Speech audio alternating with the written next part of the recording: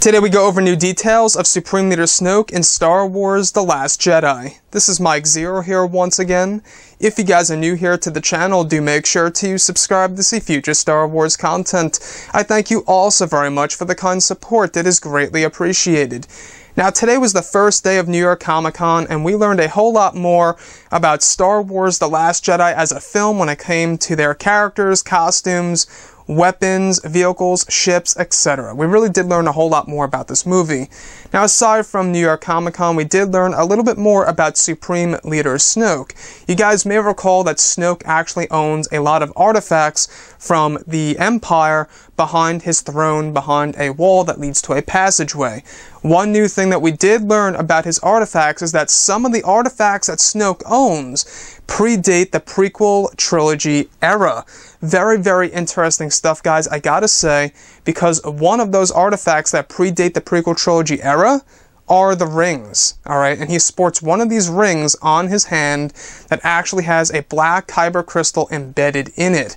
And it really makes one wonder, could it have belonged to a Sith Lord or an ancient Sith from way back when, right? Very, very possible. Or it could be just that Snoke stumbled upon this black kyber crystal and claimed it as his own and formed it into a ring. But I don't think so. I think there's a lot more, depth to that artifact of Snoke's. I believe it's going to be a great piece with the lecture between both Kylo Ren and Snoke, and will serve as an example to Kylo Ren to teach him essentially about the Sith and about where, their paths went and the whole entire history. I think that it would be a great way to just teach Kylo Ren by showing him this thing. We have heard that this black kyber crystal ring is going to serve the plot in some way, shape, or form, so I think it definitely has to do with the lecture. Now, the other thing is the golden staff. We have heard about this golden staff before in the past. That golden staff that rests beside his throne actually also predates the prequel trilogy era. The other thing, also, all thanks to Star Wars Newsnet for getting the scoop at New York Comic Con, alright, we learned more about the Praetorian Guard's weapons, the two main weapons. The single blade sword I want to go over right now, and this is the one that actually shoots like a little mini lightsaber out of it. It states, this single blade sword belongs to the elite Praetorian Guard, Supreme Leader Snoke's personal guard force. The curved blade, paired with an electrophasma energy filament running along the blade's edge, creates a devastating offensive attack.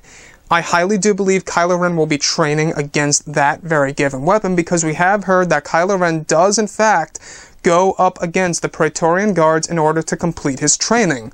The single blades, they have these lightsaber-esque weapons on the side of the mechanical blade, or the mechanical weapon itself, the physical weapon. So I believe he will be going up against that with his crossguard lightsaber. Now when it comes to the double blade, it says this: elite Praetorian Guards who wield the double-bladed sword were capable of adjusting fighting style mid-combat by splitting the two ends of their weapon to be dagger-like blades. This makes elite Praetorian Guards fearsomely unpredictable in battle, capable of adjusting to any scenario. Very, very interesting stuff, guys, I gotta say. Supreme Leader Snoke, what he owns in his throne room, and exactly how capable the Praetorian Guards really are at defending themselves and going up against their enemies are quite impressive. So guys, drop a comment below. Let me know what you think about all of this in the comment section. And if you guys did enjoy the content for today, do make sure to drop a thumbs up on this video to support the channel. I thank you all so very much for the kind support, and I'll catch you guys next time.